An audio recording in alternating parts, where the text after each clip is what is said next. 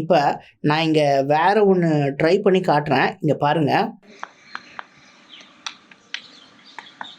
இப்படி தான் ஒரு கிரானைட் கல்லோட சத்தம் இருக்கும். இதில் தட்டுறோம் பாருங்க.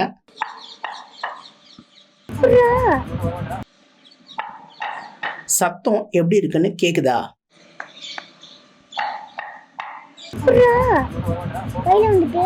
இந்த வீடியோ பிடிச்சிருந்தீங்கன்னா கமெண்ட் பண்ணுங்க, ஷேர் பண்ணுங்க, வீடியோ லைக் நிறைய போடுங்க.